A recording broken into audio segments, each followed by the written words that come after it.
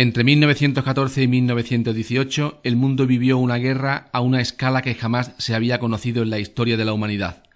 Se la llamó inicialmente Gran Guerra y, más tarde, Primera Guerra Mundial. La segunda fase de la Revolución Industrial lanzó a los gobiernos de Europa a una confrontación por ganar para sus empresas territorios, colonias, materias primas, mano de obra barata y mercados para vender. Este capitalismo salvaje produjo entre los gobiernos fuertes tensiones que favorecieron el estallido de la Primera Guerra Mundial. A fines del siglo XIX se estaban creando rivalidades económicas y coloniales entre las principales potencias europeas. Por un lado, había disputas territoriales en Europa. Francia aspiraba a recuperar Alsacia y Lorena, dos regiones que Alemania le había arrebatado en su unificación.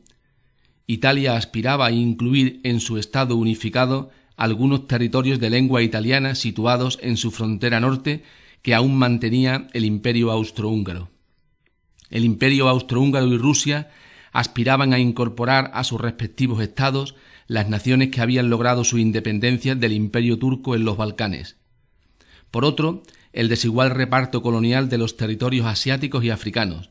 Gran Bretaña y Francia salieron muy beneficiadas, mientras que Alemania, que era un país nuevo, había recibido territorios escasos y poco atractivos económicamente.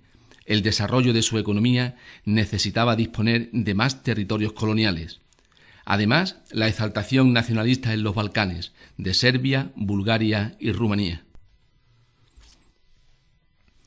Con la tensión y rivalidad que existía entre las distintas potencias europeas, todas podían esperar que en cualquier momento el vecino iniciara una guerra. En los momentos previos al estallido de la guerra, cada estado aumentó sus gastos militares para garantizar su seguridad. A este proceso de incremento de los ejércitos y del armamento moderno, facilitado por los avances de la industria de armamentos, se le conoce como carrera armamentista o paz armada, y sin duda fue Alemania el país que más incrementó los gastos en armamento. Las grandes empresas industriales, sobre todo el sector de la siderurgia, fabricación naval, de armamento pesado, de vehículos, etc., eran las grandes beneficiadas de los cuantiosos gastos militares realizados por los gobiernos, pues veían aumentados su producción y sus beneficios. Y si estallaba la guerra y su país resultaba ganador, estas empresas podían multiplicar sus beneficios. Como el peligro de guerra era inminente desde finales del siglo XIX, una cuestión importante era buscar amigos para cuando llegara el momento. Por este motivo, las potencias europeas se habían encuadrado en dos bloques. La Triple Alianza, compuesta por Alemania, el Imperio Austrohúngaro, que aunque eran rivales, pero acabaron firmando una alianza de ayuda mutua por temor a Rusia, e Italia, que se pasó a los rivales en 1914.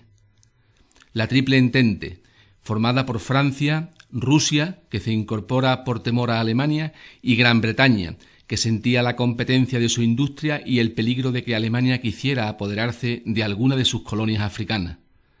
¿Qué significaban estas alianzas? Pues que en caso de que uno de los miembros entrara en guerra, los socios tenían que intervenir en su ayuda. Por consiguiente, cualquier chispa en Europa o en las colonias europeas acabaría desencadenando una guerra a gran escala. La guerra estalló en 1914. La chispa que la desencadenó podía haber saltado en muchos sitios, pero fue concretamente en los Balcanes. Todo el territorio balcánico había sido hasta el siglo XIX parte del Imperio turco.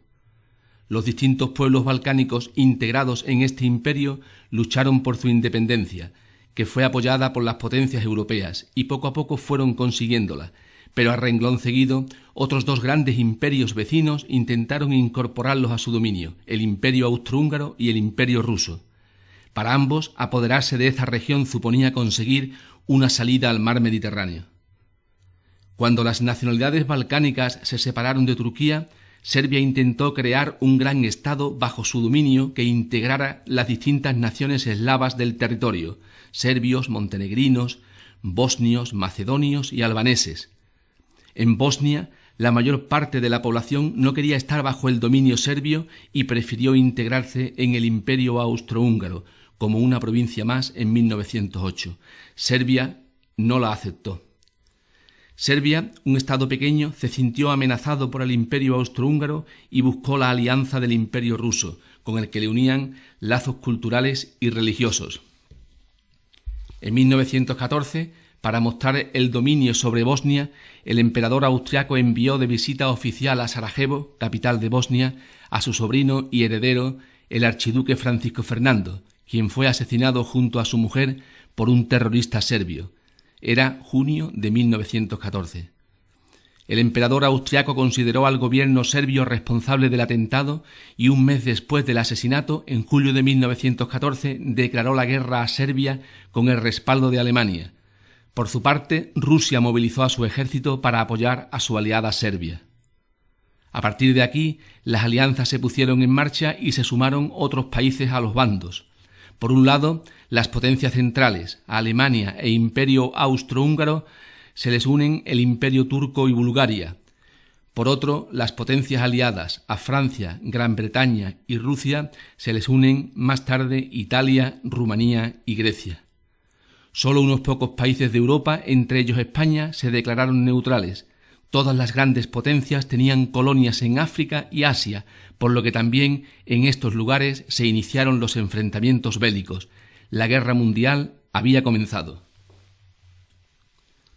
La mayoría de los ciudadanos de los países en conflicto apoyó la guerra con fervor debido a la propaganda nacionalista que llevaba años preparando para la guerra a la opinión pública de cada país a través de la prensa. La primera fase se conoce con el nombre de la Guerra de Movimientos. Recibe el nombre de las operaciones que tuvieron lugar durante 1914, centradas en los esfuerzos alemanes para derrotar a Francia y, una vez conseguido esto, concentrar todas sus tropas y el material bélico para aniquilar los ejércitos de Rusia.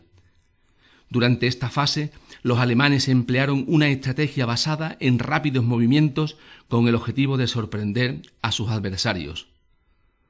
Tuvo 4 focos.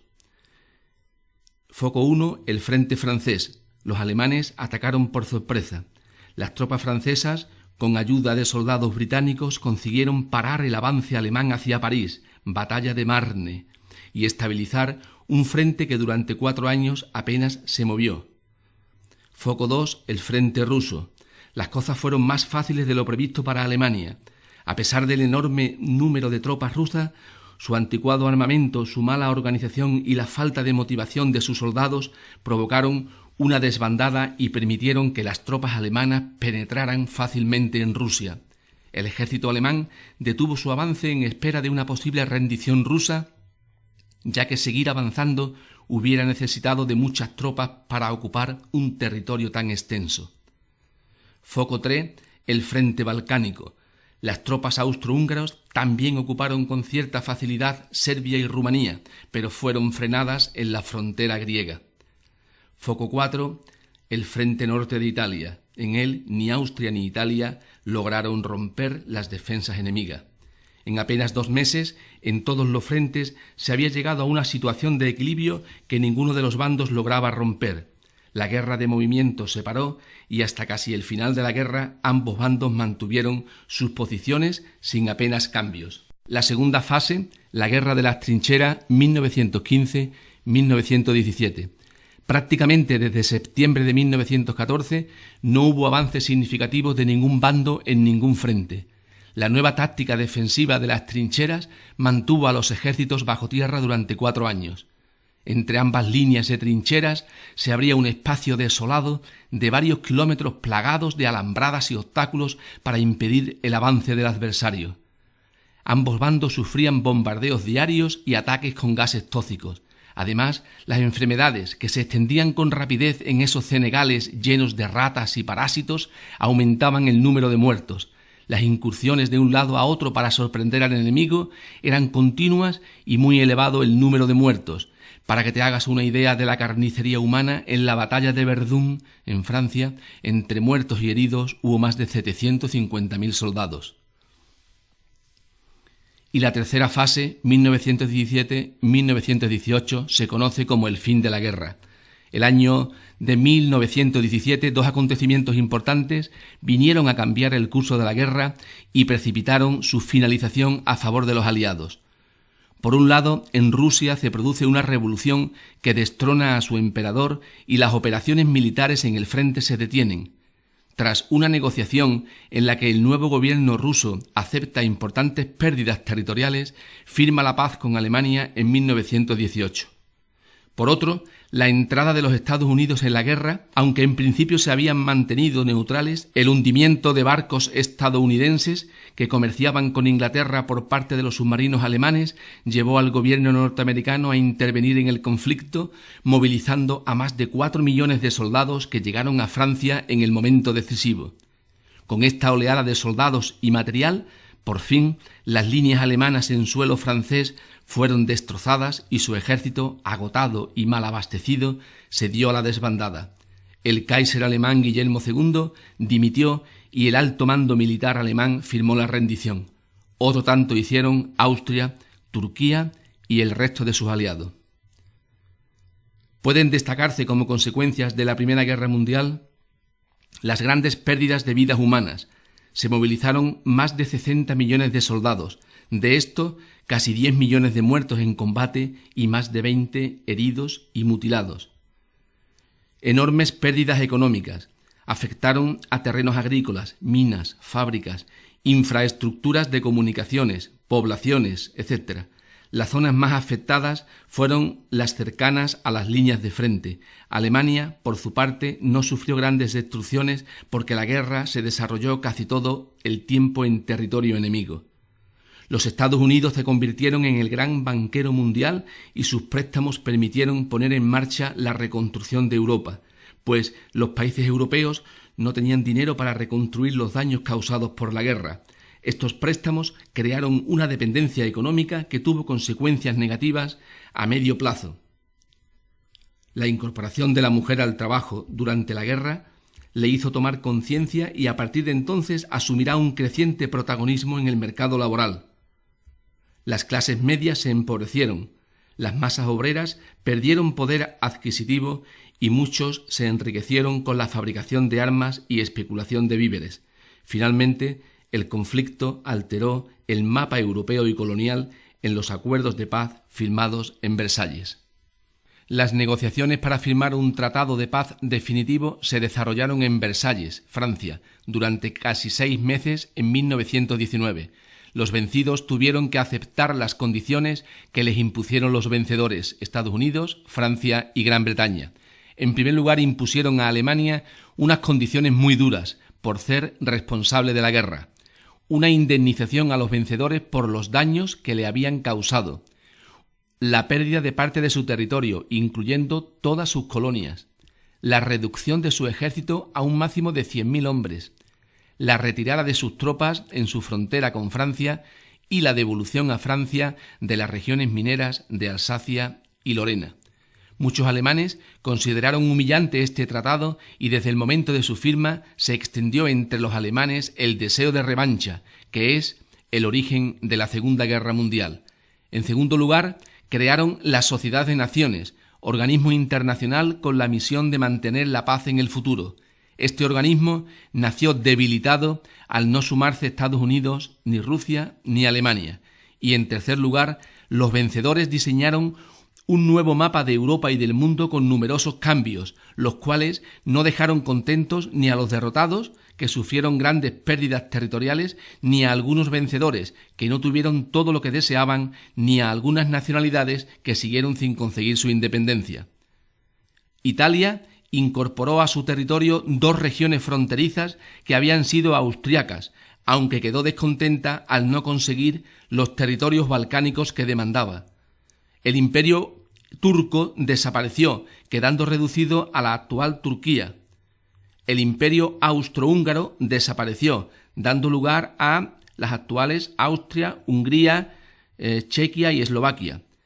Polonia surgió como estado independiente, con territorios que ocupaban Alemania y Austria. El antiguo imperio ruso perdió territorios como Finlandia, Estonia, Letonia y Lituania. Y Yugoslavia nació como país, uniendo en algunos casos en contra de su voluntad a las distintas nacionalidades eslavas de los Balcanes, eslovenos, croatas, bosnios y serbios.